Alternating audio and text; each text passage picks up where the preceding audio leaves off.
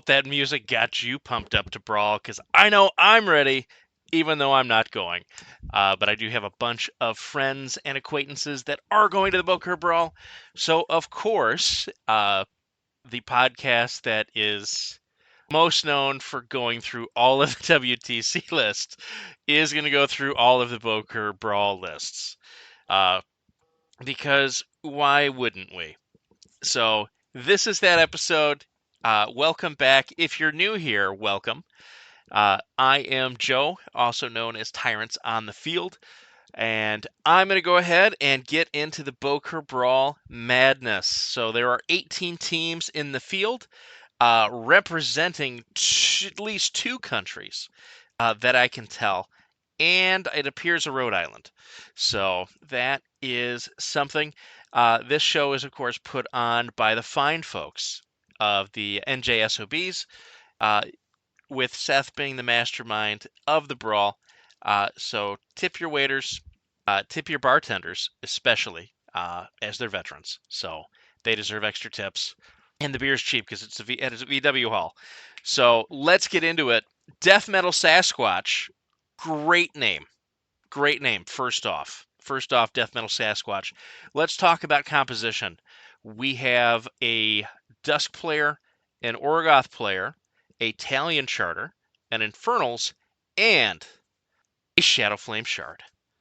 Let's get into the nitty-gritty. So, Dusk player is playing a combo of Cyrafel and Helyath. The notable things here is under the Cyrafel, they're running a Magnus, and under Helyath, they are running Big Pig, also known as Carver Ultimus. A lot of Cav in the list, as to be expected. 3 units between the two lists. There's a Kruger in the Cyrafel list, and there is a Kruger in the Helyath list. Not surprising, I do think that Dusk runs Kruger about the best of anybody, because all of their feats tend to interact with the mercenaries. They give really good general buffs to the mercenaries, so a lot of natural synergy in these lists. We see an Arknode Gast in the Helyath list, which is interesting, and then Israfeld. So I'm seeing are seeing a trend towards larger battle groups, and you'll see this throughout. The Cyrafel list has a Eidolon with a Force Barrier head, Dawn Blade, Force Shield, and Vortex Cannon. So the Force Barrier head is interesting. Normally we would see flight there, so that is a little bit of a tech change. Wonder how that works out for them. Additionally, just a cheap Arknode, Heavy Blade, Light Fist Blade in the Cyrafel build. Like that quite a bit. And then, of course, Izzy in both lists. Single Void Engine between the two lists. The Void Engine is in the Cyrafel list. They have a single unit of Blade Masters with an Adept. With the Seeker Warden. They have Seeker Adepts, but in terms of making Spooky Ghost, just the Shadow Flame Shard. So that is the Dusk list. Let's get into the Orgoth, talk through it a little bit. We see a pairing of Harusk and Oriax, which is interesting to see. These two are fairly complementary to each other in the pairing process, so do like this here. First off, we see a couple of interesting bits. The Jackal is a Bloodthirster Jackal, Mace, Clawed Fist, so the cheapest Jackal you can buy, coming in at 5 points. No Arknode here feels a little bit of a miss to me, but that's just a personal thing because I do like the ability to project the Thunderstrike off of Harusk with an Arknode Jackal, but the fact that you have to give up that extra point in a list where points are tight makes sense. We have a Tyrant with a Scything Flail and Cannon Shield. I have been on record as not liking shields as much this edition. I want to make some caveats here. With the prevalence of Big Pig, particularly in the amount of volume fire that is coming into the meta, and the general availability of it, I do think Shield is a fine pick. It does mean your Tyrant is 16 points, but it also means your Tyrant is a little more survivable. And they've leaned into this desire to stack armor, which we'll get into a little bit later in the list. So it's an interesting list choice. I do want to call it out. Another interesting list choice here is a Tyrant with Relentless Charge Head, Harpoon, and Ripper. I see what they're going for. It allows for a little bit of positional play. You can do some cute things with the Harpoon occasionally. The Ripper, I don't really like. You're relying a lot on the crit shred. Not a huge fan of it in that respect. You get nearly equivalent power and some additional utility by just having a claw, and you save 2 points, which you could do to make your Jackal better. So for 13 points, generally, I want to run another Scything Flail and a Claw. I would also be fine running a Harpoon and a Claw here. If you want to run the Harpoon, I think you run the Harpoon as cheaply as possible and don't bother with the Ripper. But that's my 2 cents on it. Double Groton Champions, double Keeper, Halexis. So the full money here in terms of the solo package that's now available with the Cadre. Mulgrith, nice inclusion, an inclusion that I run a lot with Harusk. The ability to just make tough not matter and to have an aura where things can't heal. If you allow the damage to stick is also really nice, along with the defensive strike, makes the objectives that he tends to be around a little more difficult to dislodge. You gotta put a bigger thing into him. Reaver Commander, always money. With their ability to hand out rerolls, their ability to tactician, and their ability to give set defense to your units, or to themselves, or to one of the other myriad of solos that you have in this list, is great. Therian Vanek, value has gone tremendously up on Therian Vanek with the addition of the Groton. Couple of reasons here. There's just harder targets to dig out. Her stealth becomes a little more valuable in that respect, because they really need to be putting the shots and the value into the solos that, frankly, if they touch you, you're going to feel and have some issues with. Volku Forge Master. So this list just for and a Siege Tarrasque. So let's get context here on this list. This list has 2, 4, 6, 8, 9 solos, which is not a bad thing and not a bad way to go, particularly in one, a team environment, and two, in SR 2024. Having a lot of multiple small solos, multiple small units, whatever you want to call it. I call it MSU from the 40K days. But the concept of having a lot of small modules that are independent and independently okay makes a lot of sense. The Siege Tarrasque is very interesting in this list because you're getting a lot of value from it through the Mortal Fear for the Scything Flail, Cannon Shield Tyrant, and some of these solos here, particularly the Keepers. Getting Keepers up to 22 prior to feat, 25 on feat, is interesting. It is something where you can really push value. Same thing with the Axers and the Witch Coven. It does mean you're being very valuable into living lists. So you have a high premium into living lists, where the Mortal Fear is going to proc into your undead lists, or your construct list. Less of a value town play, the Tarrasque. I'm still not super high on it, but in this list, it makes a bit of sense. I would like it more if there were more shields. Oddly enough, I think if you're going to go armor stack, and commit to it. So that's my feedback here. Card wise, pretty standard for what he's brought. Blessing of the Gods, Careful Reconnaissance, Grave Robbing, Old Faithful, and Power Swell. The Oriax list, we've got a Jackal with Pole Arm and a Pneumatic Spike with an Arc Node. We've got a Tyrant with a Scything Flail and a Cannon Shield. We've got 2 Raveners, double Groton Champions, double Keeper, Reaver Commander, Therian Vanek, A Volcar Forge Master, single unit of Rock Harriers, single unit of Volcar Axers, and a Warwitch Coven. Defenses, triple barrier. Arcane Forces, Blessing of the Gods, defenses, Grave Robbing, and Power Swell. Interesting with Oriax is because he brings Starcross to the table, the value of barriers goes up quite a bit. The ability to give a +4 armor swing under Starcrossed is pretty significant for his forces. So there is a lot of reason to bring defenses when you're bringing Oriax to the table. It's a little battle group heavy. I don't hate it. It's interesting. I think this is of the list. This is the more interesting of the two, but I think the Horus list is more solidly built. Not that this is bad by any means. It's just I think just slightly battle group heavy for my tastes. All right, on to Talion Charter. We've got a Bart Galleon list. Pretty standard fare with a Mariner, double Nomad, and a Toro. With 3 Powder Monkeys, 4 Swamp Gravel Raiders, Iona and Holt, and some Seahawk Pirates. Then there's Fiona the Black, Swabber, and the full boat of infantry with press gangers and pirates. So fairly standard fare on the Italian Charter. Nothing too exciting. We have Infernals.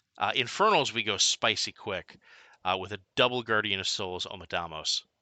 And I like this quite a bit. Double Howlers to give you the punch in the infantry package. The 2 Guardian of Souls is a choice and a bold one, my friend, and I quite like it as a concept. And then to pair with Zadaroff with a Lamenter, triple Tormentor, the pretty standard solo package, and then double Howler. Rounding it out, we have Shadowflame Shard.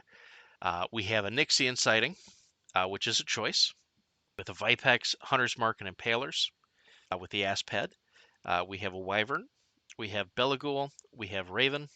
We have double Wraithwing Paragon, which is a choice. Quick Fang Windstalker Strikers, one with a Quick Fang Master, a second unit, just naked, of Quick Fang Strikers, double Lashers, and 2 units of Windspine Cinderbacks. Interesting choices here. We have Hit and Run, Power Swell, Put Out the Fires, Savagery, and Spotters. So 3 points for those counting at home of infantry, or 3 points of command cards here in utilization. It is a very interesting Ixion list. The Strikers stand out to me because we don't normally see Strikers. It's an interesting choice. They have a lot of utility. They have a lot of ambush potential. They absolutely massacre single wound infantry, particularly high defense single wound infantry, because they are Rat 7. They're going to do something if you ambush them in that respect. To me, they're a great delivery system for the Quick Fang Master, but the fact that there's only 1 unit with the Quick Fang Master is slightly suspect. It's all going to work with the feet pretty well from a melee perspective, but the guns are not going to benefit from the feet at all except for the attack bonus, which is not bad. Going to Rat 9 is never bad. It's just you'd want some actual damage punch behind it as opposed to dash and auto point. So it's interesting. It's one of the more interesting lists in Shadowflame that has been presented, and going this route is incredibly interesting to me. Additionally, we have Cyrus with a Hydrix with Diviner Head, a Blockhead, Horned Piercer, and Wings. This is very interesting. Not normally do we see a melee Hydrix, and this is definitely a melee Hydrix with Future Sight and Wings. So interesting combination there. It gets to boost after the fact, which is great on a Mat 6 beast, honestly. Pretty affordable at 15 points. It is a very interesting construction. Then we have another Hydrix. This Hydrix has the Flame Spitter head, Double Flame Sprayer small heads, and the Spineback. Spineback gives you Swift Hunter. Has 3 ranged attacks here. So a pure spray beast, no melee. Very interesting construction here. Then we have Scalia, the Abyssal Flame. She is an interesting war beast. A lot of initial attacks, really good spray, returns infantry extremely well. And then we have a Vipex with the Asp, Chasen, and Cleavers. So just a cheap 8-point Vipex. We have a Wyvern, Belagul, Master of Pain, Raven, Zacharias, Zacacious, not Zacharias, Zacacious, the Winter's Chill, and 2 units of Wymespurn Shadowmancers. So all Fury control from an infantry perspective. So not a lot of synergy of bringing back infantry here. It is a very battle group centric Shirus. It is a very, very heavy battle group Shirus uh, with some very interesting choices. We've got Blessing of the Gods, Breakthrough, Power Swell, Put Out the Fires, and Savagery as the command cards. So pretty interesting overall team. Uh, I really like the very solid core of Dusk, Orgoth, Italian Charter. The Infernals build is really interesting to me. It's a very bold statement to have a list in your pairing with double Colossal. But if anybody's going to be able to pull it off, I do believe it is the Infernals in the current meta. The Shadowfame Shard looks like it's built to answer very specific questions. So I kind of like it as an answers list. And Nixian in the pairing is really interesting, just from an overall mechanic standpoint and sort of dark horsing a little bit for the team. So that is Death Metal Sasquatch. Onward to Canada. Our friendly neighbors to the north have declared violence and stated 1 if by land, 2 if by snow. That is their team name. The unflappable team of Canadians is nearly all Mark IV armies. It is a Storm Legion army. It is a Ravens of War army. It has 2 armies of Winter Corps, and it has Brine Blood Marauders. So let's get into the dirt of the lists. The Signar lists are, to me, some of the most interesting ones that I have read of late. First list is Pig Hammer. This is a Spark Hammer list containing the General, Carver, Ultimus, a Legion officer, Tyrus, Specialist Tyrus Voss, 3 weather stations, a Zephyr, 3 storm callers, 2 units of storm lances, and storm veins. Triple barrier, Blessing of the God, defenses hit and run, power swell, and spotters. This list wants to shoot you in the face repeatedly and then punch you in the face repeatedly with the general. It is a very tight, very interesting Storm Legion Sparkhammer list. I am here for it. It looks incredibly fun to play. It looks like a freaking nightmare to play against. The weather stations are incredible pieces of shooting tech and are really good at just weathering down front lines. Additionally, they just stop all kinds of nonsense because they knock flying things out of the sky. And removal of flight is devastating. And with Shadowflame Shard, with Orgoth running around with bombers, with a fairly decent amount of air force, as we'll see in coming lists, just generally in the Bokur Brawl meta, the 3 weather stations is a really good call. I really like this list. I really don't want to ever play against this list, but I really like this list. Speaking of lists I really like, another choose violence list here. Its Mercanar is back. This has Captain Athena DeBarro, 2 Corsairs, a Striker, double Sky Bombers. So this is the first time I have ever seen Sky Bombers being voluntarily taken by a Signar player, and I'm here for it. I love that this is happening. There is an Iris in this list. There is a Kruger in this list. There is Lieutenant Sarah Brisbane with another Corsair.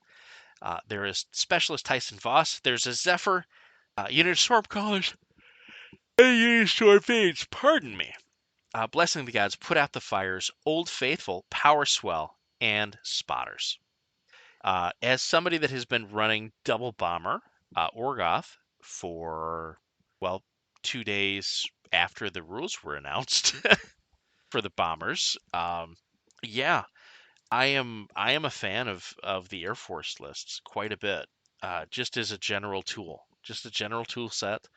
Um, Regardless of what you think of the Orgoth bomber and its rules, uh, the bomber itself and just the general weapons package that it brings changes the nature of the game immensely. And with the borrow, I really like what they're attempting to do here. I really, really do. Uh, Especially in the 2024 scenarios, the bombers just do a ton of work and can be really strong scenario pieces.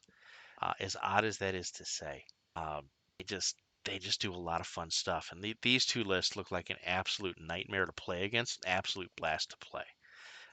So pretty standard Marc Andre stuff here. Then we have a Ravens of War. We have a Lilith list with Azrael, Double Harrier, Seraph, a Nisravel, uh, Blightedness, Sorceress, and Hellion, a Blightedness Warlord, a Carver, Spell Martyr, Black Frost Shard, 2 units of Nis Swordsman with Abbot and Champion, and Ice Witches. Blessing of the Gods, Careful Reconnaissance, Duck and Cover, High Alert, and Hit and Run. Some real fun stuff here. I love the inclusion of Carver. I think it just does a lot for a Lilith list. Azrael's pretty standard fare. The 2 units of Swordsman are pretty interesting to me. I like the inclusion quite a bit, uh, but at the 10 points, I would be very tempted to just have Cav. But I can see a spot for the Swordsman, just in the way the meta is shaping up, as the Swordsmen are much more annoying to shoot, the Carver, than the joyfulness of a large base. So pretty interesting call there. I like it conceptually. And then we have a Vale list with Vale and Angelius, a Azrael, a Nerith, a Seraph, a Nisravel, Blightedness Sorceress, another Big Pig, another Carver, 3 Spell Martyrs, single unit of Nisraptors, and Ice Witches. Defenses, again, for 3 barriers, Blessing of the Gods, Hit and Run, Sapper, and Savagery. Some real fun stuff in this list. Uh, Carver seems like a natural best friend to Vale and all of the nonsense that she wants to pull. Pretty standard beast package in the Vale list here. The Spell Martyrs, also a great inclusion. You can really do some things to help protect Pig, help protect the rest of the gun line and the battle line. Yeah, big fan of these Ravens of War lists. All right, Winter Core set number 1. We have a Boris sighting. So we have a Lari. We have Direwolf, or double Direwolf, both with Bombard. One with a Scrap Saw, one with Shield, both Shield Guard heads. We have 4 Great Bears. 2 of the Great Bears are Slammer, Heavy Cannon, Battle Axe. The other 2 are Aggressive, Battle Mace, Heavy Cannon, Shields. We've got a Colden Lord Kroveneck. We've got a Kruger. We've got Volkova, Arcanist, and a unit of snipers. Uh, Command cards, we've got defenses, barrier, fire pit, Old Faithful, power swell, put out the fires, and sapper. So good old Khador Beast Brick under Boris, trying to exploit that feat to the fullest. Everything has multiple attack vectors. Got minimal infantry, pretty decent solo boat to help keep everything rolling. This is paired with Tatiana Sokova, with a 4 Direwolf build. Each of the Direwolves are Shield Guard, Ice Hammer, Plow Shield. We have Medveditsa. We have a Colden Lord Kroveneck. We have a Controller. We have a Volkova. We have Sergei Krog.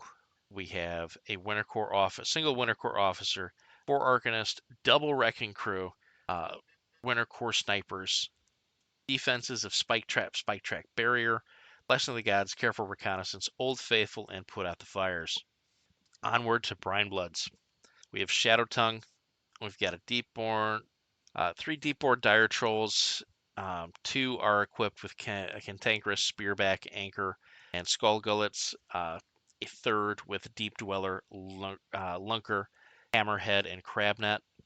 2 booty bosses, a carver, Madame Moriarty, pig dirge. 2 units of marauder crew with tapper. Unit of boarding party with coxswain. Unit of pig galley crew. Uh, Defenses of barrier, fire pit, blessing the gods, careful reconnaissance, defenses, power swell, and sapper.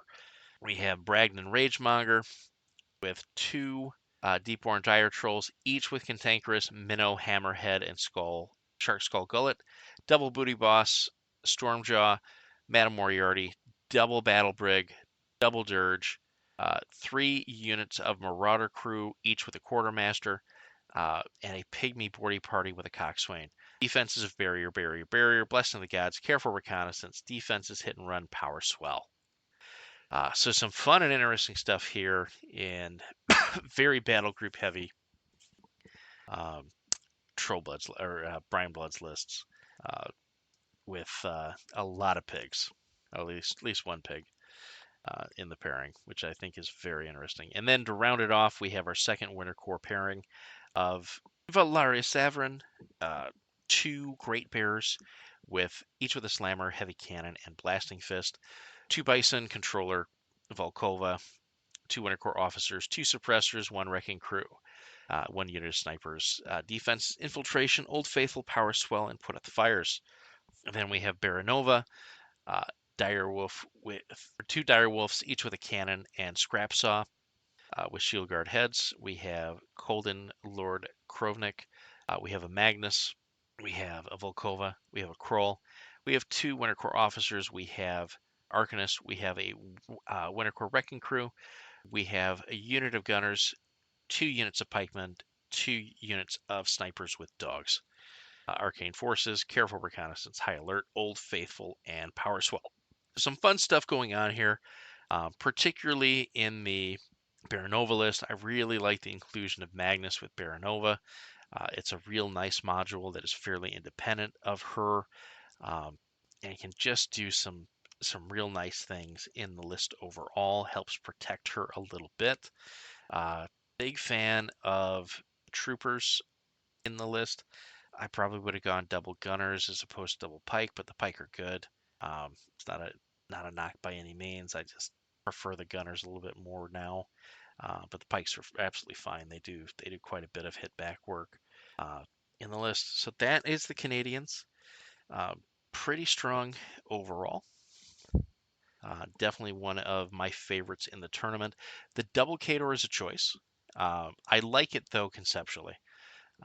If your read on the overall meta is that Brine Bloods and Dusk are going to be very prevalent in the European and the overall international meta, then I think Double Kador makes a ton of sense because they play very well into those 2 factions. And they have a very good game into a lot of the Signar pairings. So I do think that from that perspective, the double Kador presents a very interesting choice. I love the Signar on the list. I love the Brine Bloods because, again, I'm very high on Brine Bloods. From list perspective, it's very difficult to go wrong with Legion. Legion has performed exceedingly well across editions. These are well-constructed lists, pretty much top to bottom.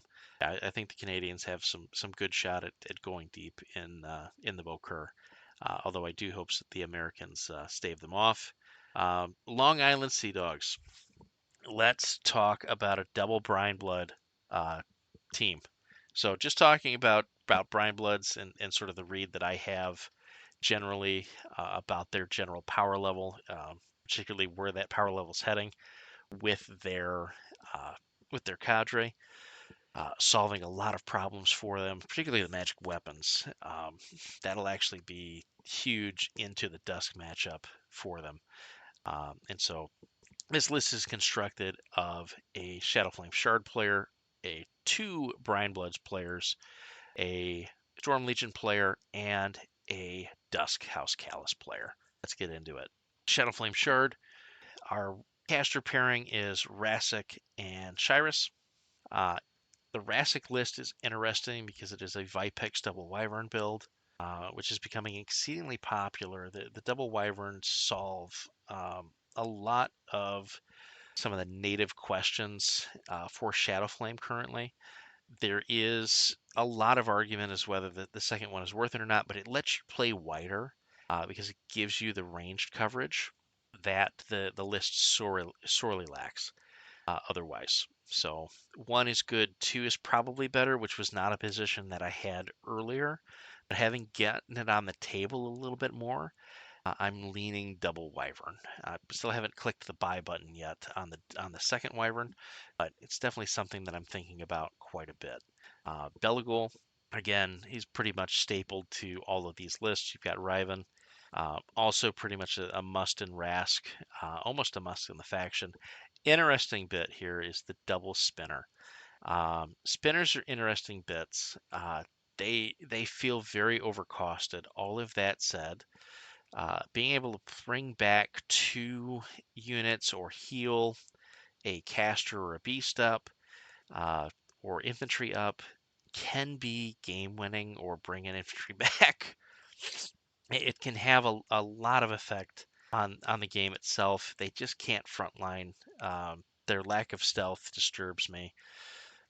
But I don't begrudge the picks here because it does give you some more bodies, does give you some more contesting pieces, does give you some more scoring solos as opposed to your do work solos that you don't necessarily want having to babysit objectives. So from that perspective, not terrible. You've got double death dealers, double lashers. Really like this combination with Rask. Um, I think there's a slight argument for removal of one of the death dealer units in favor of stalkers, but that's just because I really like the stalker generally.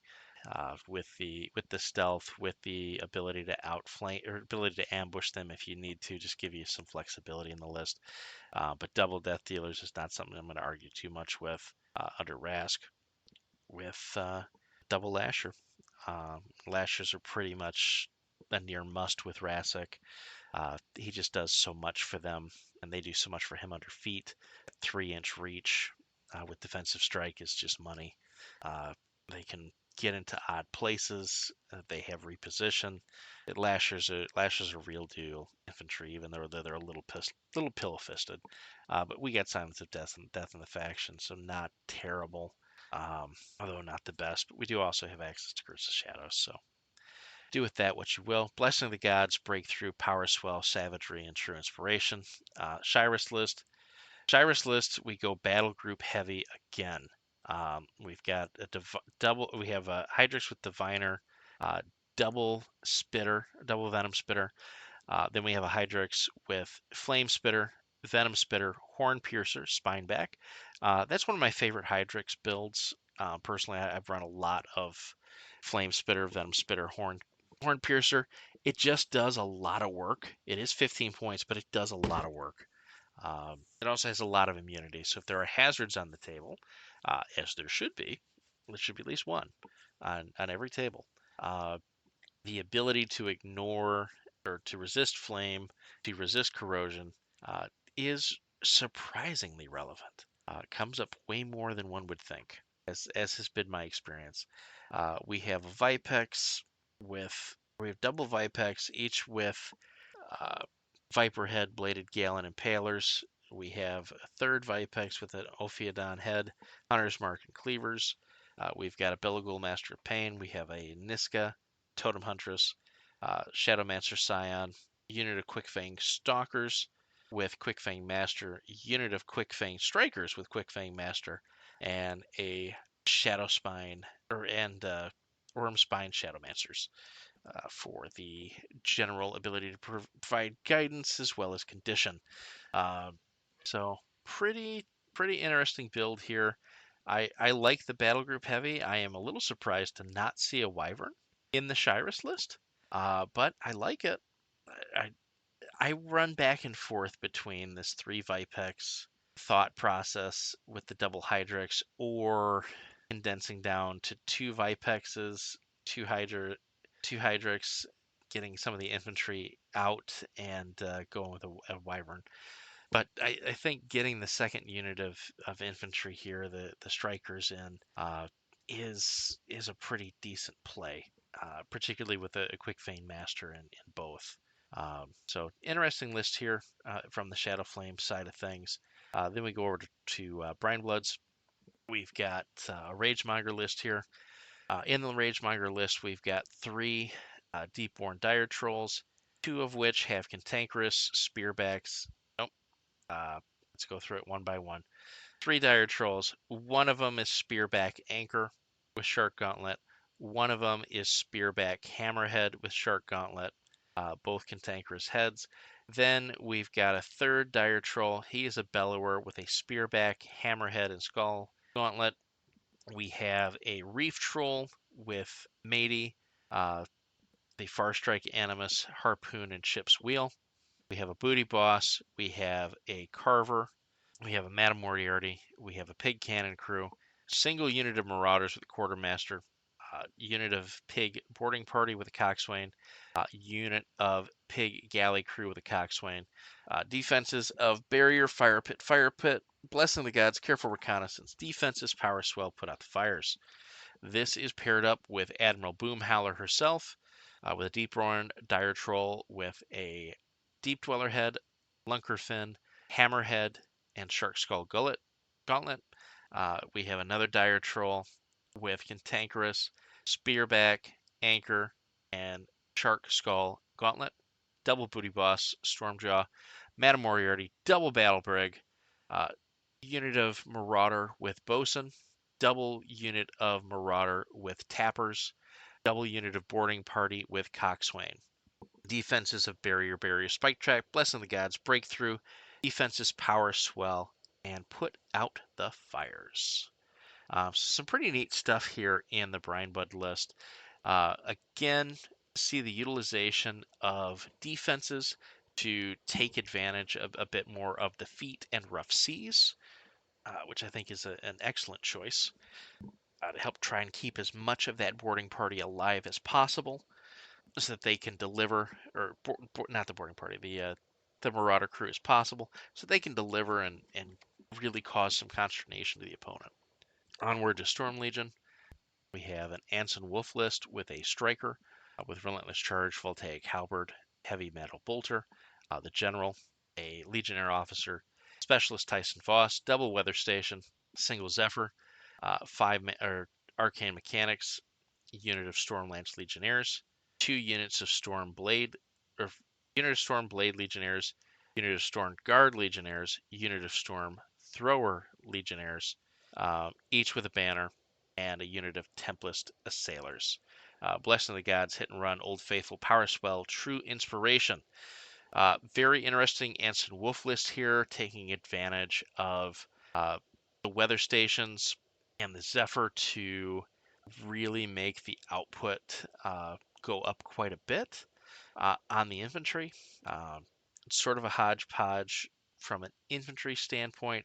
I like the hodge and the podge. The battle group is pretty contained.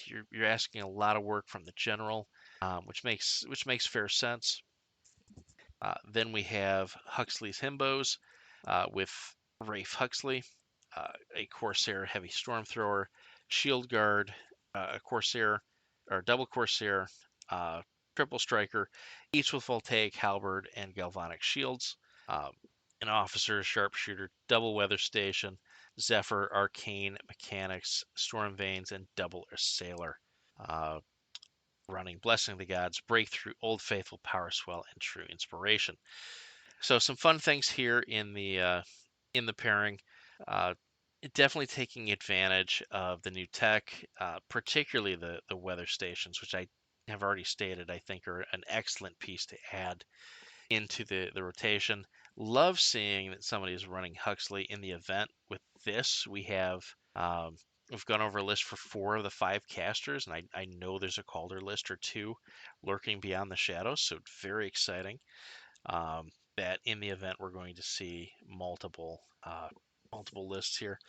We've got Dusk with Helith. The Helith list, we have single gassed with an arc node, blade, and shield. We have Carver.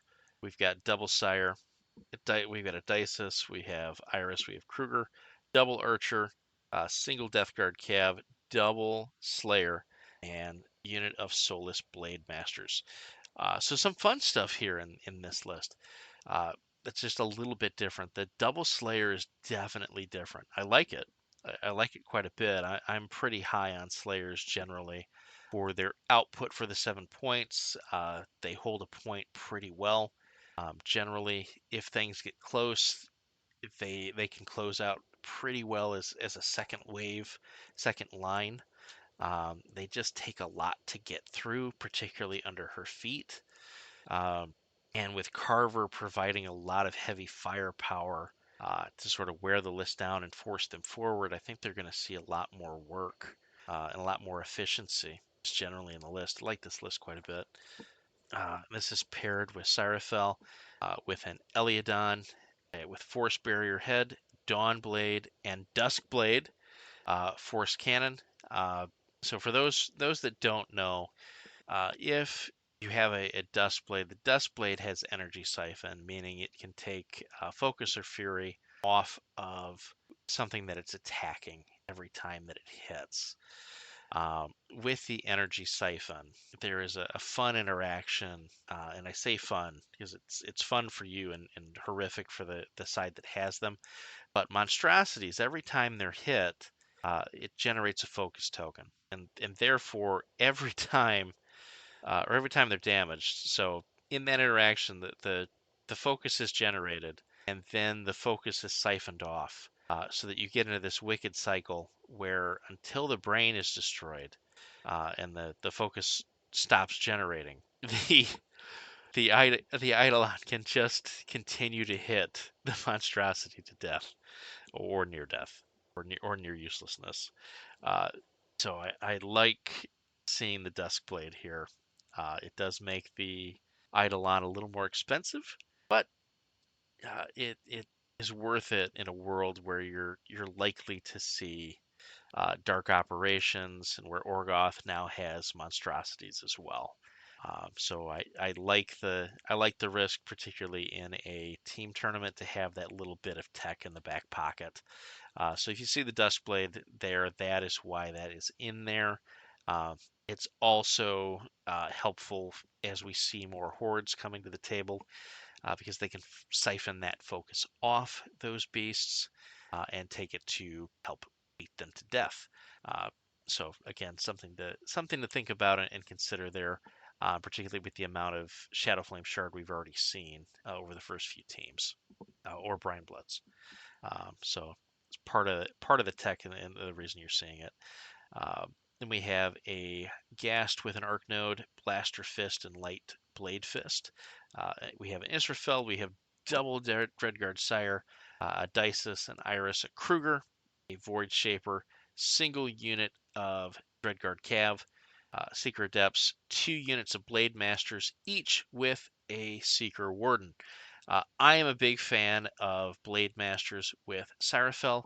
I think that these units complement each other exceedingly well. It is a little interesting to have 2 units of Blade Masters and not have a Void Engine to take advantage of the Spooky Ghost synergy. But looking at the list, it is exceedingly tight on points, as is, and the option would sort of be to give up the Iris package and maybe the Void Shaper in favor of a Void Engine. Then you're sitting with two extra points. The points are awkward sometimes in Dusk, uh, so I can see where we're going here with it. I do think that might be a bit of a miss in the construction, but other than that, I like it quite a bit. I definitely like the inclusion of Kruger in the lists immensely. I do think Dust should be running Kruger as much as possible. I also think Dust should probably be running Pig or Magnus as much as possible. Again, because of all the fun stuff that they do for those type of models. And rounding out with our second Brine Bloods list, we have Shadow Tongue with a Deepborn Dire Troll, Cantankerous Lunker, uh, Hammerhead, Skull Gauntlet, another one exactly like it. So 2 Dire Trolls with the Lunker, Hammerhead, and Skull Gauntlets with Cantankerous. Booty Boss, Stormjaw, Mana Moriarty. Single Battle Brig, 4 Pig Cannon Crew. 4 Pig Cannon Crew. Not a stutter. 4 Pig Cannon Crew. Love it. Double Dirge, 2 units of Marauders with Quartermasters, uh, 2 units of Coxswain boarding, or 2 units of boarding party, each with a Coxswain and a Pig Galley crew. Blessing of the Gods, Breakthrough, Infiltrate, Power Swell, Put Out the Fires. This is a super fun Shadow Tongue list. 4 Pig Cannon crews and 2 Dirges to help with the mark targeting and to do the Arc Node thing.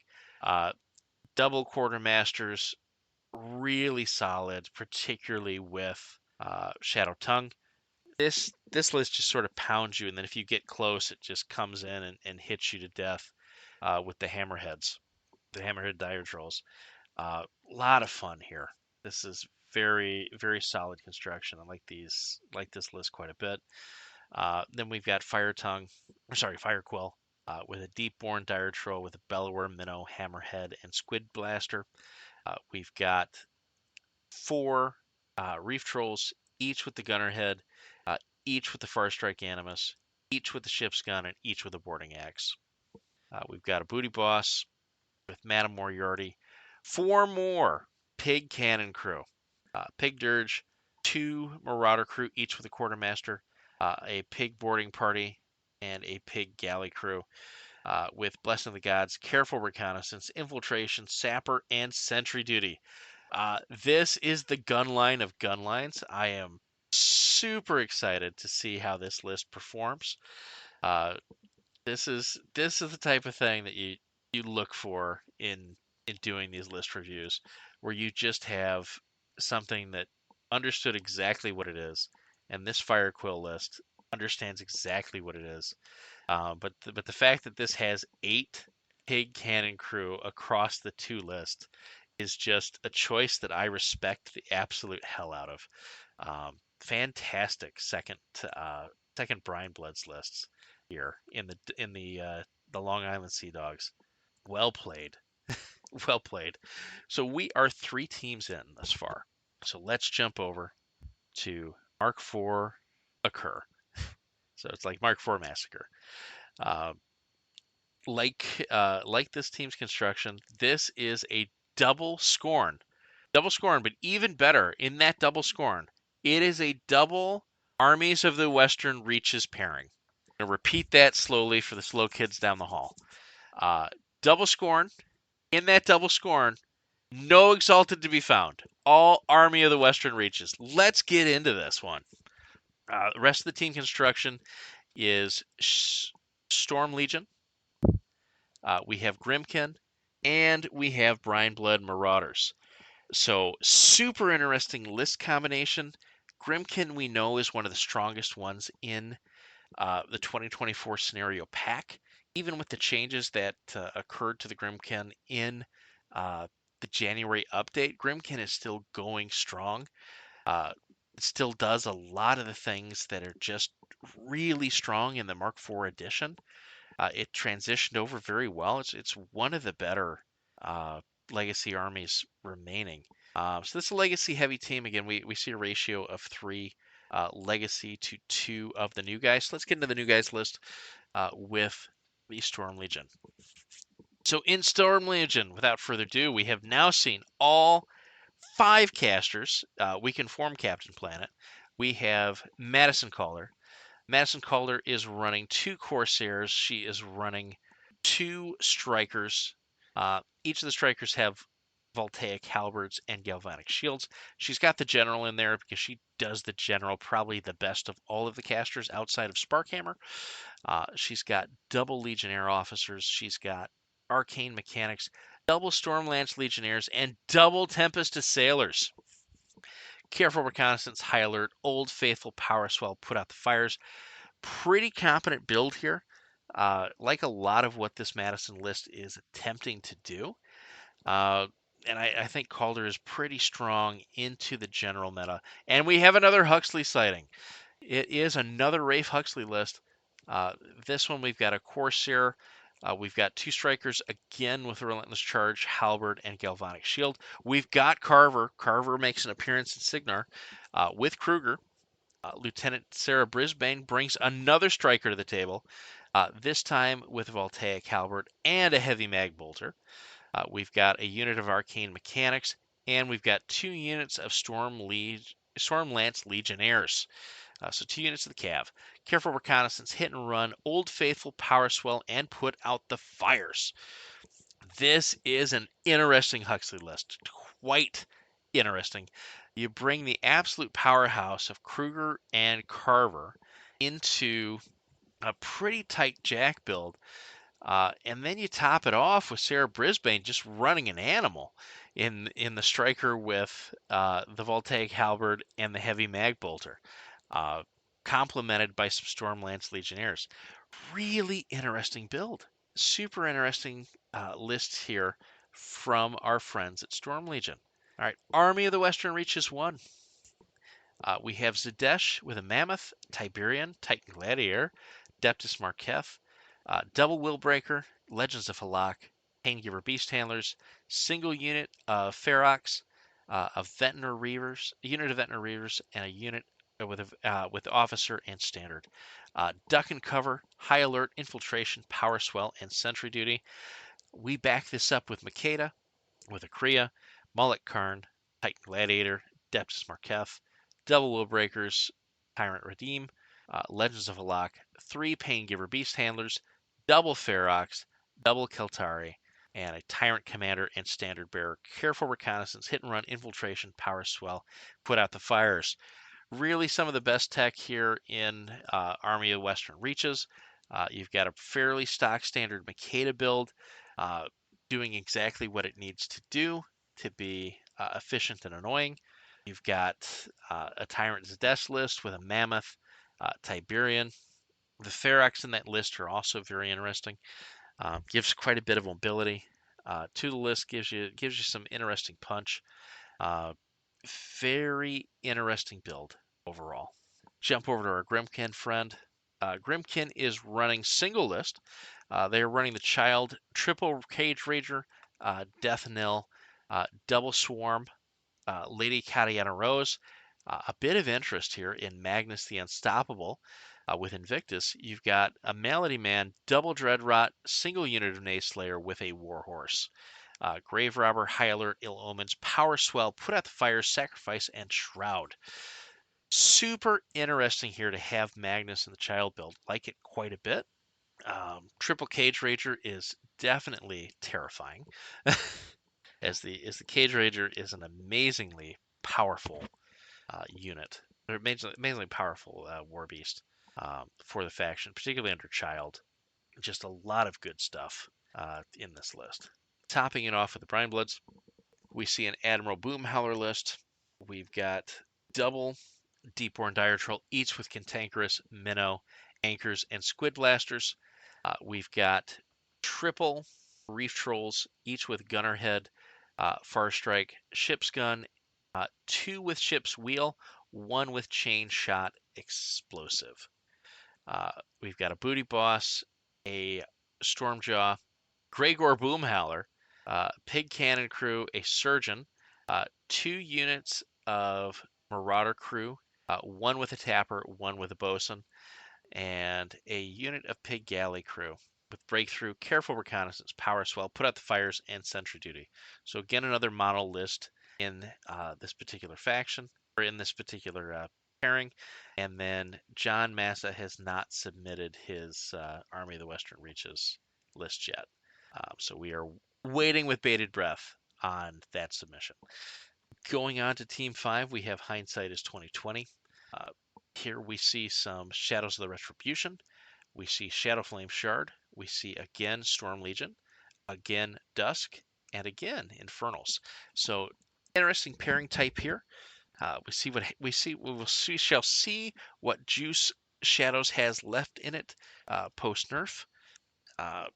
Like the Shadowflame quite a bit here, like the Signar and the Dusk. And I like the Infernals quite a bit. So I think you have a very solid core. One of the things that I kind of look for in team construction generally, and in what is proven to sort of be effective, is having a core of three very difficult matchups. It doesn't always have to be the best factions, but they have to be factions that prove to be problematic, that either ask very difficult questions or answer very difficult questions or can play into a variety of the field. And I think you have that quite a bit in Signar, Dusk. I think Shadowflame Shard is getting there. I do think you need some of the cadre to come out to really solidify itself in that way where it's asking very hard questions, because Kyrex's feat is a very hard question. Um, but even as it is, I don't think people have the number of reps into it yet um, to really have a grasp on how well their matchup is with it. And then Infernals is just always a difficult ask. Nobody enjoys, uh, nobody looks forward to just grinding into Infernals, because Infernals can play a very grindy game into a majority of factions. And they're just a hard out. I like them a lot from a pairing process standpoint. And then Shadows gives you a lot of flexibility in the pairing process. Here we got a pairing of Gareth and Thyron. So run through the Gareth list. Uh, we've got double Harpy, Moros, two Eterni. We've got triple Mechanics, double Mage Hunter Assassins. Uh, we've got Narn, Shilas Wishnailer, uh, unit of Wardens, 2 units of Infiltrators, units of Mage Hunter Strike Force, uh, and a Mage Hunter Commander with Hit and Run, Old Faithful Power Swell, Put Out the Fires, and True Inspiration. Pairing this with Thyron, with a Battle Group of Moros, triple Mechanics, Iris, Narn, double Void Tracers, uh, double Swordsman with Swordsman Officer and Standard, triple Wardens, double Infiltrators, single Strike Hunter Force with Strike Hunter Commander, and Spears of Syra. Duck and Cover, Hit and Run, Old Faithful, Power Swell, and Savagery. So again, not the funnest nut to crack here. Real giant infantry blobs that do quite a bit of damage, very high defense. Uh, just generally good Shadows of Retribution fun. Jumping over Shadowflame Shard, we have a Shyrus and Rask pairing. Um, for Shyrus, we have a Hydrix with Flame Spitter, Flame Sprayer, Blockhead, and Spine Back. This is also one that I run quite a bit, although normally I'm on Venom Spitter. Because I like making the full immunity, and I like the little bit of additional range on the AOE. Although I'm not opposed to the spray and its interaction with the Wyvern's Draconic Aura. Seems to be what the list is focusing on, is utilizing Draconic Aura quite a bit. Second Hydrix with Diviner Head, double Flame Sprayer, and Spineback. Uh, Vipex with Viper Head, Bladed Gale, and Impalers, and another Vipex with Ophiodon, Hunter's Mark, Cleavers, and the Wyvern. Um, this is sort of that other standard Shyrus battle group, where again you go pretty battle group heavy with uh, the five beasts. You've got Belagul, you've got a Raven, you've got double Quick Fang Strikers, and Wormspine Shadowmancers. Can't say too much here. I run something exceedingly similar. Really, my only difference is I run Venom heavy, where I run the Venoms as opposed to the sprays. But the sprays are perfectly acceptable. Arguably pair a little bit better with the Draconic Aura. I just don't like the 2-inch reduction in reach that it gives me from a threat perspective, but totally fine. I do think that the sprays are becoming a little more valuable in the meta, particularly as we're um, seeing more things that just generally are upping range defense, where the AOE gets a little dicier, and where ignoring the cover or concealment is just flat better, and that's what the spray does, despite the range reduction. So Again, I think your mileage may vary. It depends on what your local meta is doing, what the national meta ends up on. So I think probably a mix is really where one's going to end up, but we shall see. We've got Blessing the Gods, Breakthrough, Hit and Run, Power Swell, and Put Out the Fires. Again, pretty standard cards here for Hordes. Put Out the Fires is really becoming a tremendous asset for uh, for how all of it works. Real big fan of Put Out the Fires. Additionally, we have our Rassic list. Rassic here, we've got a Hydrix with Flame Spitter, Venom Spitter, Blockhead, and Spineback. Again, that's again a Hydrix I run quite a bit, particularly with Rask. Um, we've got a Vipex with Viper, Bladed Gales, and Impalers. We have a second Vipex with Viper, Chasen, and Impaler. We have a third Vipex with Ophiodon, Hunter's Mark, and Cleavers. We've got a Wyvern. We've got a Belagul, Master of Pain. We've got a That's So Raven, the Onyx Rampant, and 2 units of Talon Lashers, uh, and a unit of Wimespurn, Shadowmancers, Blessing of the Gods, Breakthrough, Careful Reconnaissance, Hit and Run, and Power Swell. This is very similar list that I run. The Chasen is a nice meta pick. I want to talk about it a little bit. You do reduce your individual output on that Vipix quite a bit. However, giving Rask a Dispel at ranged 8 is quite nice from a just general play perspective. The amount of buffs that are problematic for this faction are or upkeeps are pretty significant, and being able to tear them off with Chasen in the matches where you need it, it's one of those spells where it is so much better to have than not have, and it doesn't really hurt you too much to bring it on one of the Vipex chassis. Uh, the double lasher again, we've talked about it before with earlier talks on Rassic. Uh, he just does so much. They just do so much under the defensive feat that Rassic brings in the defensive strike. We can argue the merits of Rassic's feat. Um, yes, it should do something else other than it does, or on top of what it does with the defensive strike. But this is the world in which we live, and we've got to live where we are and not where we want to be.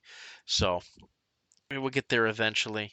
But again, it's very solid builds on both of these lists. Not a lot of notes here.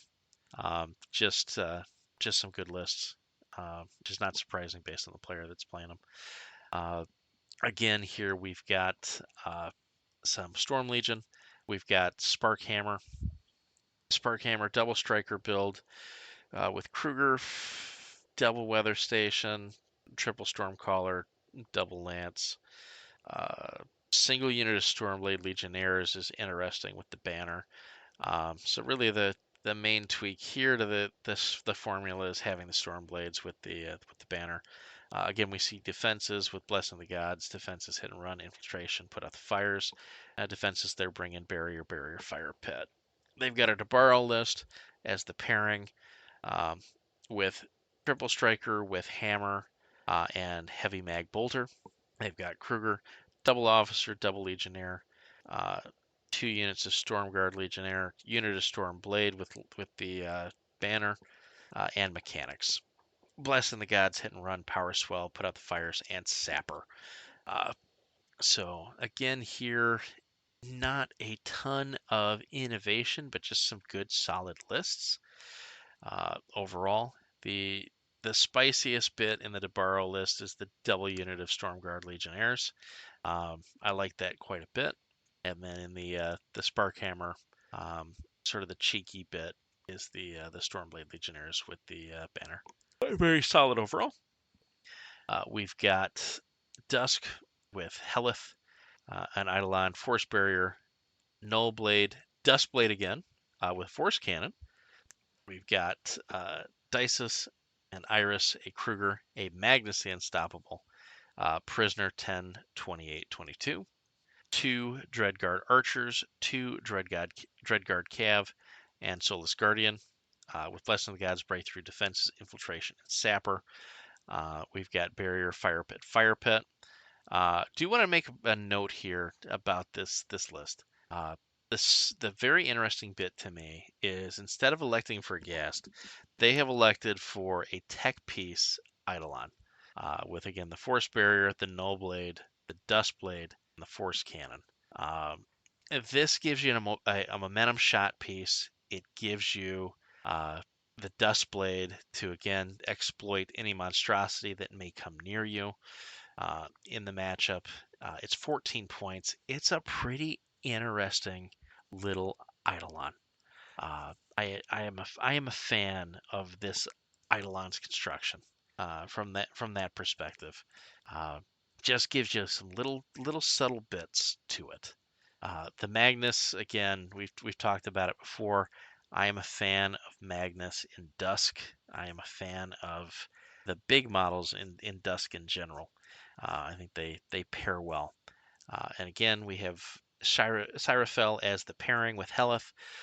We again see the Eidolon come in, this time with Flight, Null Blade, Dust Blade, and Force Cannon. We see a Ghast with Arc Node, Heavy Blade, and Light Blade Fist. We see Irzerfell. We see double Dreadguard Shire. We see Dices. We see a Void Engine. We see a Void Shaper.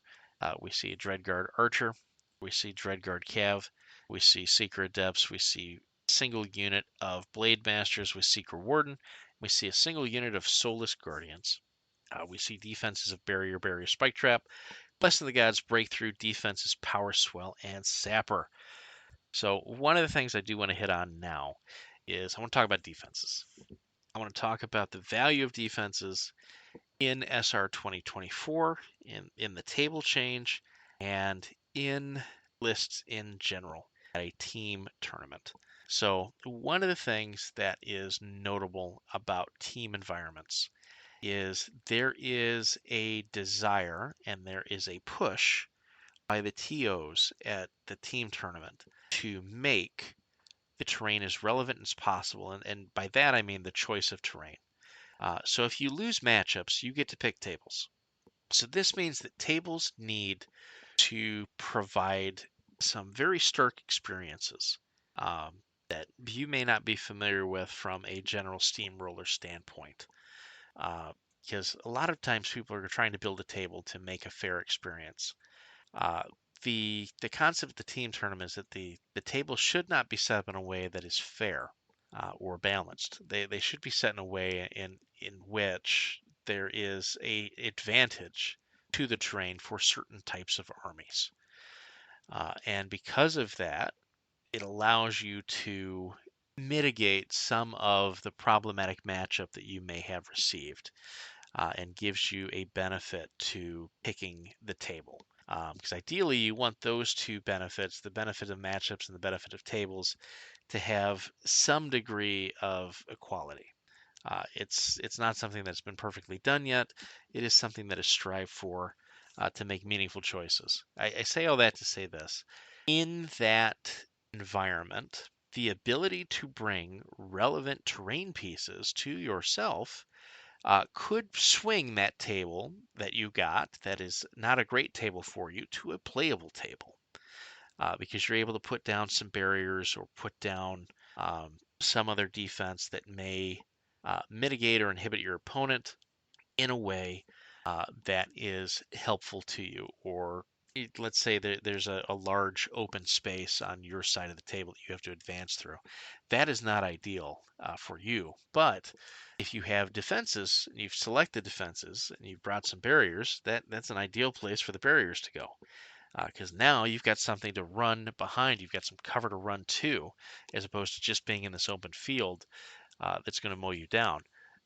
So this is one of the reasons that you're going to see a lot more defenses than you may be seeing locally for other events. Because again, generally the amount of terrain that is on an SR 2024 table has dramatically increased. The making the placement of the defense is a little more difficult. One of the things that you see in these team tournaments, and the way the team tournaments boards can be constructed, is you may see some more gaps in those boards despite the terrain density. That will allow you to place more favorably because again, built these tables with the idea of advantages in mind. And this can help mitigate some of that. So let's move on to the last list here in Hindsight is 2024, which is the Infernal list. We have a Zadaroff with Harvester of Souls, Lamenter, Striker, um, and sort of the solo boat, and then Howlers. The big difference here is we got a Zadaroff with a Harvester of Souls, which is pretty unique for the tournament. And then we have an Amadeus with a single Guardian of Souls. So this one is a two Colosso pairing, each of the casters have a Colossal. Um, so that is an interesting bit of tech here for this particular army. You've got Blessing of the Gods, Breakthrough, Grave Robbing, Hit and Run, and Power Swell on the Zadaroff side. And then for the Amadeus, you got Breakthrough, Blessing of the Gods, Careful Reconnaissance, Grave Robbing, and Power Swell. So again, some fun stuff there on the Infernal side. All in all, interesting lists, interesting matchups for this list or for this group. Interesting team, and I wish them luck. Team number 6, Tried and Hoot. This is the Tried and True gang and some members of another meta. So shout out to them. So let's get through it. Let's get to it. In their list pairing process, they have Dusk, they have Storm Legion, they have Grimkin, they have Brine Bloods, and they have Shadow Flame Shard. This is, I think, a very difficult group to pair into, and to pair into well. Grimkin, again, allows you to solve so many problems, and they can be thrown at so many different things. They're just really a monster. You've got Brine Bloods, which again I think are one of the top lists in the meta, just generally. You've got a Storm Legion player, which again just pairs well into a variety of lists. You've got Dusk, which again is one of my top reads in the meta, and you've got Shadowflame Shard, which really doesn't have, it really has some pretty significant advantages in some of these matchups as they're getting their tech pieces.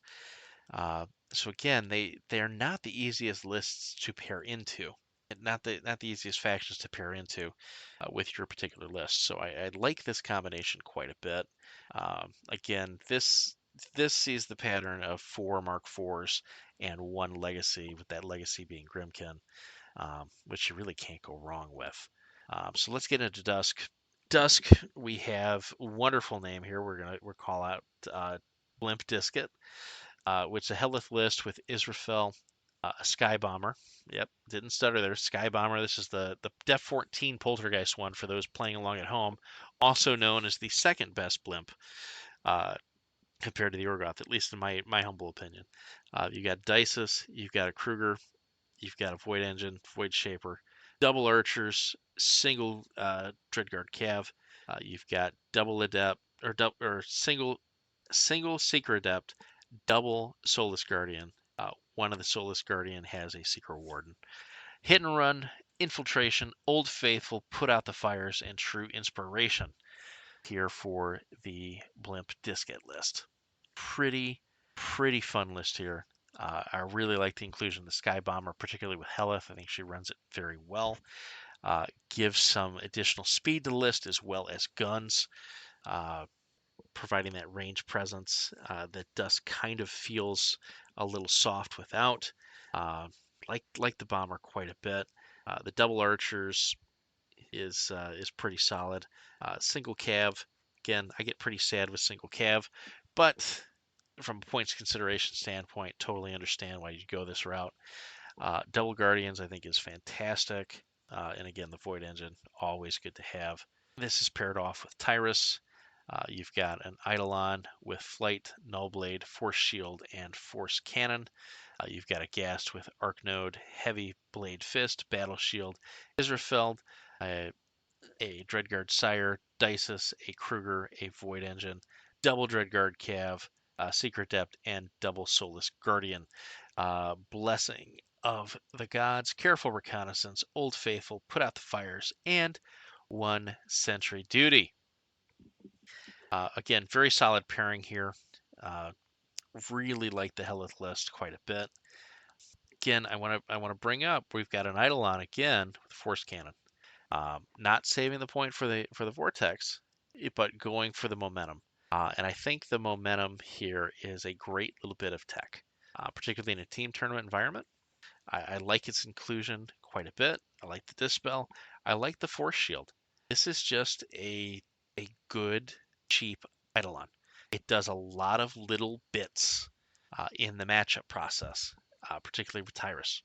But it just has a lot of good rules on it, and it's pretty inexpensive by Eidolon standards. So we will jump now to our Storm Legion friends. We've got a Madison Collar sighting again. This is a double Corsair list with double striker. On the strikers, we've got the halberds and storm blazer cannons. We've got the general. We've got 2 legionnaire officers, 3 sharpshooters, unit of mechanics, unit of stormblade legionnaires, lance legionnaires. We've got a unit of Stormblade Legionnaires with the banner, and a unit of Stormguard Legionnaires. Hit and run, infiltration, power swell, put out the fires, and true inspiration. This is a super interesting Calder list. Again, you got the general. The Storm Blazer Cannons is quite the choice with the halberds. Yeah, that's a cool little jack package for 12 points. Triple sharpshooters is living your best life. And then you've got single Stormlance Legionnaires, single Stormblade Legionnaires with the banner, and then the single Stormguard Legionnaires. So interesting list, super interesting list. Like the Calder quite a bit. This is paired up with a Debarro list. You've got double Corsair. This time we feature a Corsair with a dodge head, as opposed to just the shield guard. We've got a mag bolter on that with a volcanic punching spike, so pretty neat. A little bit of tech here. I love these little tech bits. I like to bring them up because a lot of times it gets you thinking in different ways about your army. Because people get in the rut of just taking a voltaic broadsword and electrified shield, or taking a heavy storm thrower and the punching spike. Corsair is this, and this is all a Corsair can be. And then somebody comes along and throws a dodge head and a mag bolter on it, and I'm here for it. I'm here when we get these little interesting bits that are different than other things. We've got double striker in this list, each with a hammer and galvanic shield. We've got the general, legionnaire officer, triple sharpshooter, arcane mechanics, unit of storm legion legionnaires, unit of stormblade legionnaires with the banner, and storm guard legionnaires. So again, we see a very similar infantry pattern to what we had previously. We see again the triple sharpshooters. God help us all. And single legionnaire officer. So some fun things here. Card wise, we've got hit and run, power swell, put out the fires, savagery, and true inspiration. So some fun stuff here, guys, in this Signar list. Let's go over to Grimkin. Grimkin, we've got the Dreamer with a Clockatrice, double Skin and Moans, Baron Tonguelick, double Gravecool, Lady Katarina Rose, Magnus the Unstoppable, Malady Man, double Dreadrots, double Madcaps, Piggybacks, and Officer. We've got defenses of Barrier, Spike Trap. For our command cards, we've got Arcane Forces, defenses, Fortune's Path, High Alert, Ill Omens, Ruin, and Sacrifice. This is paired, of course, with the Old Witch. We got a Cage Rager, a Clockatrice, a Crabbit, a Skin and Moans, Baron Tonguelick, double Graveghoul, Isaiah, Lady Katarina Rose, double Malady Man, double Dreadrot, double Madcaps, double Nayslayer. The Nayslayers do not have any attachment. Breakthrough, Fortune's Path, Ill Omens, Put Out the Fires, Sacrifice, Sapper, and Sentry Duty. I really like this Old Witch list. Like, the efficiency of this Old Witch list is just phenomenal. You've got the double Graveghoul, you got Isaiah, you've got double Malady Man, you've got the double Dreadrots, you've got double Madcaps. The thing that gets me here is just the pure, clean, naked double Slayer. They nerfed the interaction for the warhorsey, where the warhorsey no longer falls down on its own. So it gives it a target. So you just go, we're not even going to bother with that. I'm just going to bring the Nayslayers naked, and we're going to run at you and use the points to pick up some Madcaps or some Malady Men. Just a lot of fun here. We got Breakthrough, Fortune's Path, Ill Omens, Put Out the Fires, Sacrifice, Sapper, and Sentry Duty. So good stuff there. On the Brine Blood side, we've got Boomhowler with two Deepborn Dire Trolls. Each of the Dire Trolls has Cantankerous, a Spearback, a Hammerhead, and the Shark Skull Gauntlet. We've got a Wraith Troll with a Matey head, the Farstrike Animus, Ship's Gun, and Boarding Axe. We have another Reef Troll with Skipper's Head, Farstrike, Harpoon, and Ship's Wheel. Double Booty Boss, double Booty Boss, Stormjaw, Moriarty, Battle Brig, two Marauder crew with Bosun, single Marauder crew with Tapper, and a unit of Pig Boarding Party. Blessing the Gods, Careful Reconnaissance, Hit and Run, Power Swell, and Put Out the Fires. We've got Shadow Tongue with a Deepborn Dire Troll, Cantankerous, Minnow, Hammerheads, and Shark Skull Gauntlet. We've got another Dire Troll with Bellower, Minnow, Hammerhead, and Squid Blaster, and another Dire Troll with Cantankerous, Spearback, Hammerhead, and Shark Skull Gauntlet. Double Booty Boss, Madam Moriarty, Pig Battle Brig, Pig Dirge, two units of Bosun, or two units of Marauder crew with Bosun, two units of Marauder crew with Tapper, and a unit of Pig Boarding Party. Blessing of the Gods, Breakthrough, Infiltration, Power Swell, Put Out the Fires. Interesting Shadow Tongue list here. Again, going the heavy troll route. Like that quite a bit. Like the inclusion of the Battle Brig with him. Single Brig is very interesting. Love the former Marauder crew. Again, double bosun. Big fan of double tapper. Again, you can't go wrong with Marauder crew, and almost can't go wrong with which attachment you're placing on them. Again, some of my favorite design in the entire game is how Marauder crew work, particularly their interactions with their UA. And rounding it out is Shadowflame Shard. Again, we've got a Rassic and Shyrus pairing, proven to be the most popular one. Definitely the route I would go if I were running Shadowflame in an event currently, with Krayx not being out yet, Kyrix not being out yet. We've got Rassic with a Hydrix, Shadowflame or Flame Spitter, a Horn Piercer, and a Blockhead with the spine back. You've got a Vipex with Asp, Hunter's Mark, and Cleavers. You've got another Vipex with Viper Head, Bladed Gale, and Impalers. You got another Viper with Asp, Bladed Gale, and Cleavers. This is an interesting 8.1. I want to talk about it for a second. The fun bit about this Vipex is this Vipex gets 4 attacks, gets 4 initials. Because Bladed Gale gives you a tail initial, the Asp gives you a head bite initial, and the Cleavers give you 2 initials. So it gives you 4 initials for 8 points.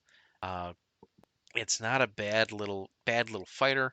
It is only 6 mat, so you miss out on the additional mat, and you miss out on the additional power that the Viper head gives you, but you still get the same 4 initials that the Viper gives you.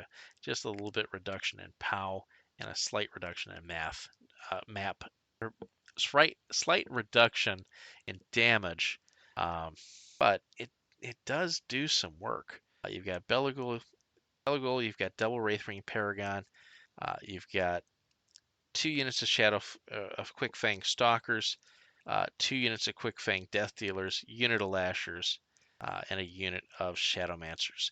This is a really interesting Rask list to me. You're not running a Wyvern.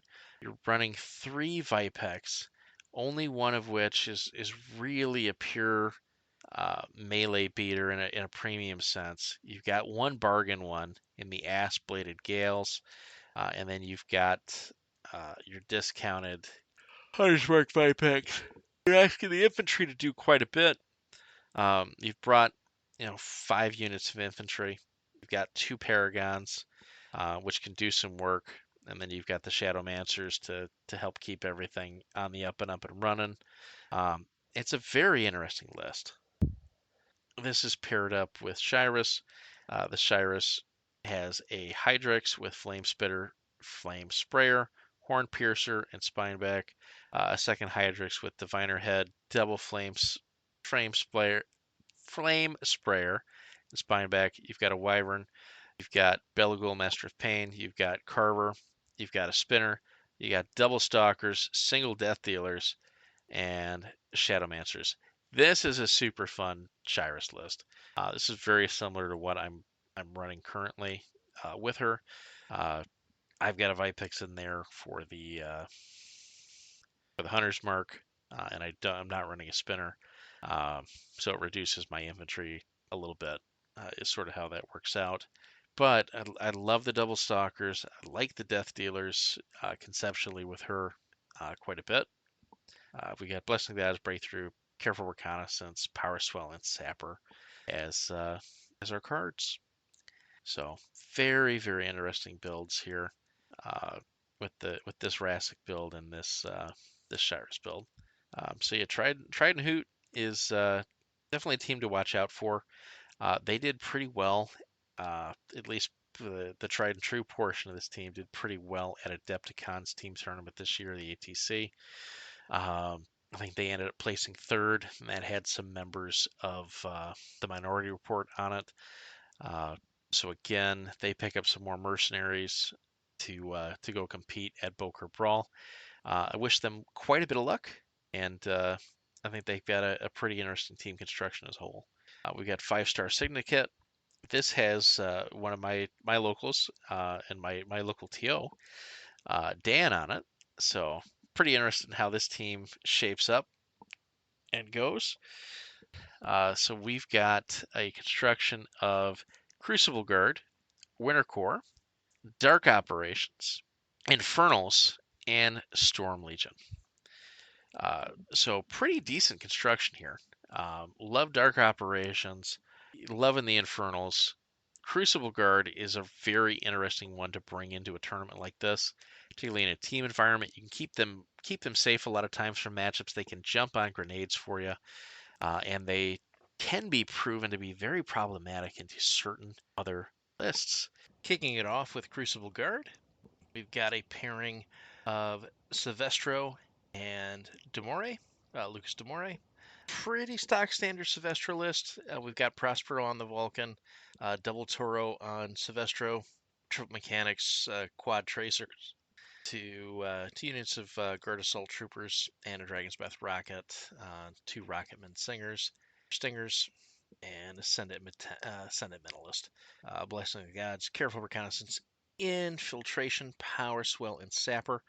And then in the Lucas Demore list, we've got a Liberator Hunter, Alice Mark. We have Carver, Triple Mechanic again, Dr. Mosby, I presume. Two Rocketman Stingers, four Tracers again, double Assault Guard Troopers, unit of Crucible Guard Stormtroopers, Dragon's Breath Rocket, and Failed Experiments, Blessings of the Gods, Careful Reconnaissance, Hit and Run, Infiltration, and Power Swell. Then going over to Kador, we have Ekaterina Baranova. We've got three Great Bears. First Great Bear is aggressive with Battle Mace and Dozer. Second Great Bear is Reposition Head with Grinder and Dozer. Third Great Bear is Reposition Head, Deep Freezer, and Dozer. Double Bison, Kruger, Volkova, Double Arcanist, one unit of Shock Trooper Gunners, two units of Winter Core Snipers, each with Dog, Lesson of the Gods, Careful Reconnaissance, Old Faithful, Power Swell, and Sentry Duty.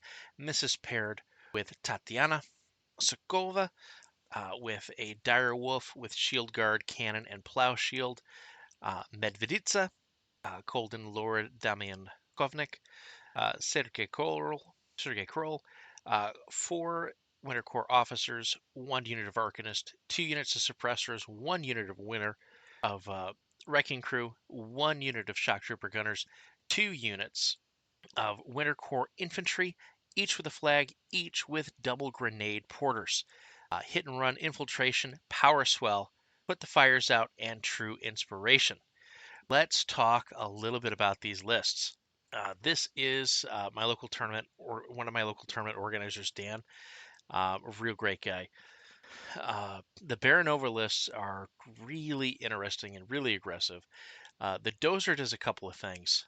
One, Dozer has beat back, and the Dozer is two shots. Uh, some pretty good hitting power in and of itself. So you have basically three Great Bears, one with one melee weapon, the rest without a melee weapon. Those are the two reposition head ones, which is one of the reasons for the reposition head on the Great Bear. Given quite a bit of flexibility, the the list puts out a lot of firepower, a lot of accurate firepower, particularly under Baronova. Uh, Baranova's spell list. You've got the double bison to really try to zone in and eliminate as many threats as possible. Kruger helps the list quite a bit. Again, the weakest part really of the list is Baronova herself because she has to get forward to make the feat worthwhile.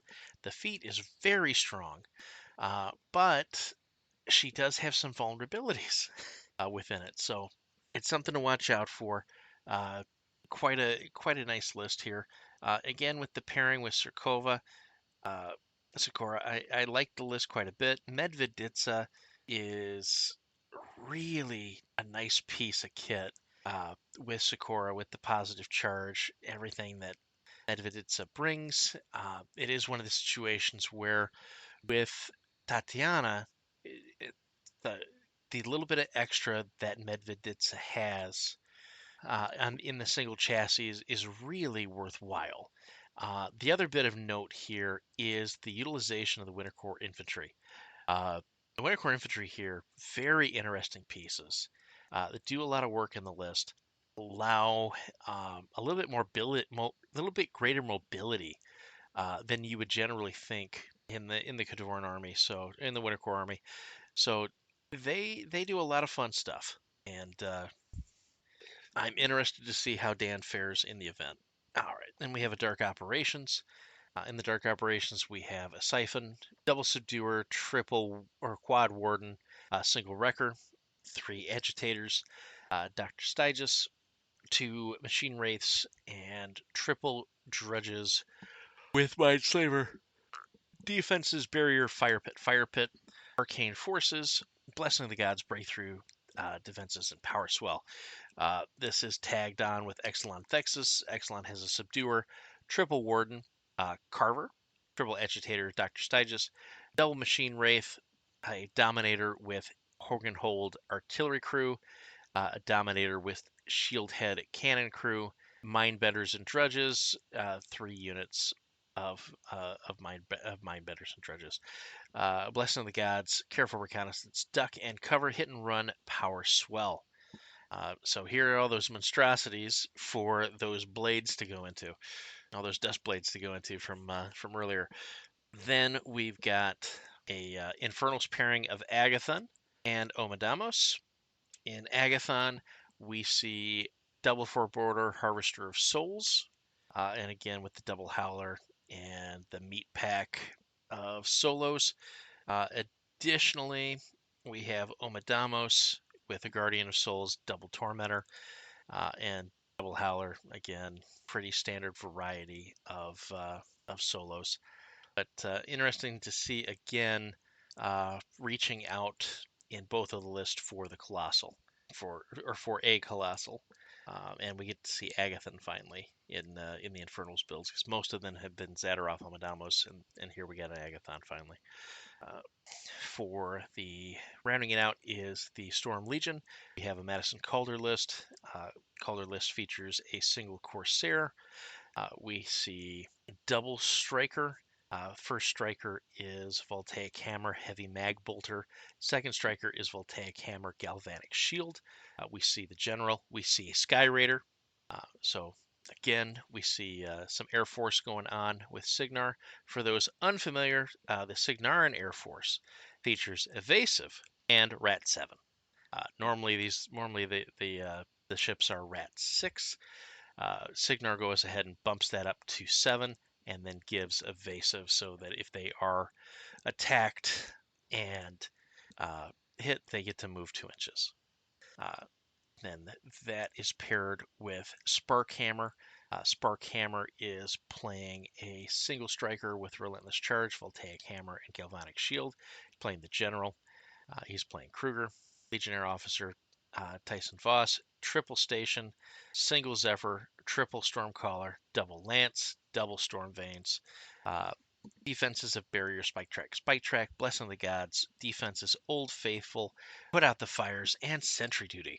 So some nice, interesting bits here. The Sky Raider is one interesting and notable because it's not a bomber, which is generally what people reach for. So I want to go over what the Sky Raider does. Sky Raider has an 8-inch knockdown gun that is AoE 2. It's a crit knockdown. POW 15, AoE 8. And then it has gravity bombs that have a rate of fire of 3. This is a 4-inch range, POW 12, AoE 2, 6, with sky dropped and brutal damage. So brutal 12s with the 3 rate of fire, and they do have a ramming prow. But here you'll have shooting gallery a majority of the time. It just has a reduced number of attacks compared to the bomber, the 1-point savings. It's an interesting choice to go with the Raider. That is for certain. All right, and with that takes us to our 8th team, which is not these guys again. This group features Dusk, double Khador again, an Orgoth, and a Storm Knights. So old school Signar. So we will go through these guys. For Dusk, we see a pairing of Heleth and Tyrus. We see pretty much a usual suspects Tyrus list here with Gast and Israfel, Dreadguard Sire, Kruger, Void Engine, Dices, single unit of archers, single unit of calves, single unit of slayers, single seeker adepts, double blade masters, each with a warden and soulless guardian, and soulless guardians. In the Heleth list, a little more interesting. We've got a Ghast, we've got Israfel, we've got Big Pig, we've got Carver, Dices, the Eye of Darkness, we've got Kruger, we have a Void Engine, we have a Void Shaper, single Archer, single Cav, single Seeker, Soulless Guardian, and with Warden. So some fun stuff there from the Dusk crew. First of the Winter Core, and again this is double Winter Core pairing, or double Winter Core team. So in the first pairing, it is Tatiana and Baranova. We see a Great Bear in the Tatiana list. We see a Great Bear with aggressive Battle Mace and Blasting Fist. We see Medveditsa. We see Colden Lord Damien Grovnik. We see Kruger. We see Sergeant Sergei Kroll. 2 Winter Corps officers, single Arcanist, double Suppressor, double Wrecking Crew, single Winter Corps snipers with Dog, Blessing the Gods, Careful Reconnaissance, Old Faithful, Power Swell, and Spotters. And then in the Baranova list, we see Direwolf with Shield Guard, Head, Cannon, and Plow Shield. We see a Great Bear with Aggressive, Battle Mace, and Heavy Cannon Shield. We see Medveditsa. We see Carver. We see Kruger. We see Prisoner 102822. Sergeant Kroll, double Winter Corps officer, Shock Trooper Gunners, 2 units of them, and a unit of Winter Corps Winter Corps snipers with Dog. Blessing the Gods, Careful Reconnaissance, Old Faithful, Power Swell, and Savagery. I am quite a big fan of this particular Tatiana list. I think it adds quite a bit of fun with the 4 units of Mana War, really all supporting each other. You've got Kruger in there, you've got Medveditsa, you've got another aggressive Great Bear. A lot to like here. The Katrina list also very interesting. Uh, Again, the Baranova list very interesting. You've got sort of a grab bag of the jacks, the greatest hits that you want to see in a Baranova list. You got Medveditsa, which is an interesting choice, and then you've got Carver to really round up the shooting. and aggression that this list is capable of, and helping to keep Katarina hopefully a little cleaner than she would be otherwise, which is some good support infantry to back everything up. A cool list. In the second Winter Corps list, we see Larry Briaski with 4 Great Bear build. Each of the Great Bears feature aggressive heads, a heavy cannon, and blasting fist. Surrounded out with Medveditsa in the battle group. We've got a Volkova. We've got double mortar team, so double mortar team sighting, uh, double Winter Corps officer, and triple Arcanist list. Blessing the Gods, Hit and Run, Old Faithful, Power Swell, and Sentry Duty. And this is paired with Valery Savrin with Medveditsa, 2 Bisons, Volkova, 3 Winter Corps officers, unit of Arcanist, double suppressors, unit of Shock Trooper Gunners, double unit of Shock Trooper Pikemen, and Winter Corps snipers. Blessing the Gods, Hit and Run, Old Faithful, Power Swell, and Sentry Duty. Very interesting Valery list here. Kind of a little different than you'd expect to see. The Medveditsa choice is very interesting here with Valery. I've got to ponder that one a bit more. I don't think it's bad. I just think it's very interesting. I think Medveditsa does a lot for him, and from a battle group perspective, in this style of list, where you really just need an anchor point to kind of keep the caster safe, keep the caster honest, commit when needed to sort of finish things off in melee as you're wearing them down on the approach. And then the Shock Trooper Pikemen sort of provide that additional ending punch as well. So, like the list, does feel a little battle group light to me from a scenario standpoint, but you can make it work. Rounding the curve, we have Orgoth. In the Orgoth pairing, we see her Rusk list and a Savrith list. The Hurusk list, we see a Jackal with Arknode, Mace, and Claw. We see a Tyrant with Relentless Charge, Scything, Flail, Cannon, Shield. We see another Tyrant with Relentless Claw, Harpoon, and Cannon, Shield, double Groton Keeper, a Reaver Commander, Siege Tarrasque, double Forge Master, single Nasher, double Axer, single Okor Barrager, Warwitch Coven, Blessing of the Gods, Breakthrough, Grave Robber, Old Faithful, and Power Swell. This is paired up with a Savrith list with a Arknode, 2 Arknode Jackals with Mace and Claw, a single Tyrant with Relentless Charge, Scything, Flail, and Claw, a Bomber, Carver Ultimus, double Groton Champions, Therian Valnik, single unit of Rock Harriers, double Ochre Axers, Blessing the Gods, Breakthrough, Careful Reconnaissance, Hit and Run, and Power Swell. Let's talk this Hurusk list because I really like what he's doing here, what they're doing here. Again, we see the Scything Flail Cannon combination, and we see a Harpoon Cannon Shield. So here we've got two of the shields. So we are base arm 19. We go to 21 with the shields. We have a Siege Tarrasque to get us to 23, which means under feet these are arm 26 heavies, which is quite the nut to crack. And when we talk about stacking strength, when we talk about providing a question that's difficult for the opponent to answer, these are questions that are a little bit more difficult for the opponent to answer. These are questions where, POW 15 shooting is not gonna do a whole lot to it. This is the value of bringing the shields, is if you understand where the meta's kind of curving. We've already been through 8 teams and we've seen quite a bit of the pig. I'm gonna give you a spoiler. There's gonna be more pig to come. So in that environment where you've got a lot of POW 15, POW 13 base volume fire in the meta, the shield's value starts to go up, particularly if you can, 1, predict that it's going to be there, and 2, stack strength on strength. You've got Hurusk feet, which adds +3 armor.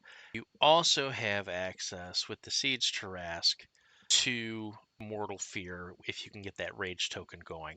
And again, with Grave Robbers, you have access to it immediately. This means you can really create a protective barrier around the heavies, do strength on strength, uh, as well as to the rest of the army. But really, what you're doing is you're leading with those heavies. Those heavies are just going to weather the fire going in, and then they're going to roast the pig. Is what we're attempting to do here. So I like a lot of what I'm seeing here in the overall design. This is a list where the siege terrace makes sense in terms of bringing it. I completely agree with the Tarrasque here. Uh, it adds as opposed to subtracting from what you're attempting to do. It's not a primary plan. It just needs to be in the list to really make it difficult for the opponent. I like the Okur package. I like the single Nasher. I like the double Axer. I like the single Barrager. I've been a big fan of Barragers and how they've performed. My one concern with this list is because there is not a rock in it. Your mobility is pretty lacking. You don't have good edge to edge from a field standpoint. So if dice go wrong someplace, if they get some spikes and you start losing pieces in an area, it's very difficult to shift your force over because you're very slow. Or if you have access to rocks, you can sort of spot fill a little bit better, contest a little bit easier. That's my only concern in this list is you're probably keeping most of everything alive, which is great. But if you don't, and a flank falls apart, that it's going to be very difficult to come back from that situation because you're really banking on just stacking the armor, moving forward, moving under the protection of the shield tyrants, and going from there. Um, but it's a cool concept for a list. I like it. I like it a lot. Sabbath list is eerily similar to what I run, so I don't have a lot of notes on it. Other than I really like the combination of Sky Bomber and Carver. I think it's a tough nut for the opponent to crack. I think double arc node, single scything flail tyrant is plenty for Sabbath. Gives her some options. Pairs well with the bomber and Carver. You've got double champions in this list. Gives you a little bit more aggression.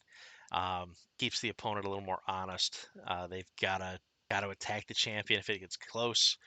Where the keeper you can kind of ignore a little bit more. The champion, because of berserk and sidestep, is kind of a problem.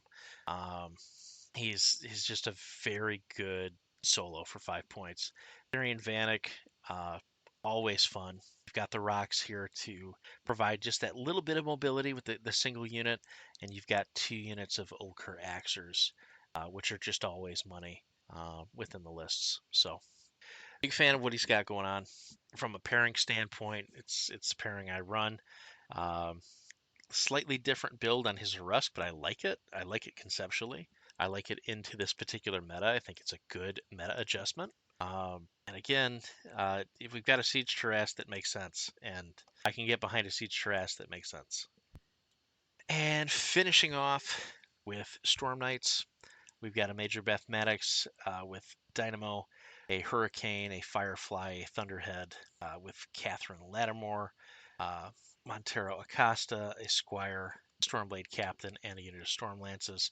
Arcane Forces, Breakthrough, Old Faithful, Power Swell, and Savagery.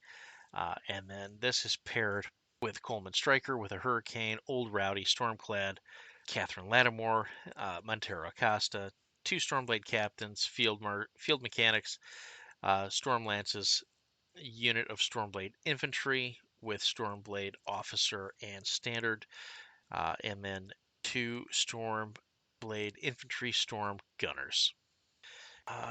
We've got Careful Reconnaissance, Hit and Run, Infiltration, Old Faithful, and Power Swell. So a bit of the old, bit of the new. Two Hurricanes between the 2 lists here for the Storm Knights, and on Maddox and on Kane or Striker.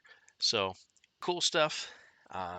Very interesting pairing with the double Kador. The fact that they're on the same pairing structure with the double K-Door as the Canadians is interesting.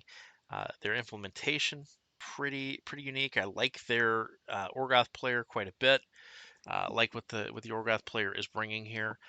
Like the Dust combination very well, and the Storm Knight I think complements it pretty well. This is going to be a tough team to play into, and tough team to pair up with. The double K-Door is interesting into this field for certain. So that is our 8th team of the evening. We're going to go ahead and stop our broadcast there, and we will pick it back up in our next episode with Team Rust, Snow, and Taxes. Thank you for listening. Please like and subscribe. Check us out on the YouTube for all of your War Table Rumble needs. We go ahead and host games on there, as well as do some real life battle reports, which we will be getting back to soon. But a lot of it is going to be on the War Table for the next little bit, just for ease of getting opponents and recording, honestly. So thank you again. Thank you for listening, and we'll be back with part 2. And thanks for listening to Tyrants on the Field.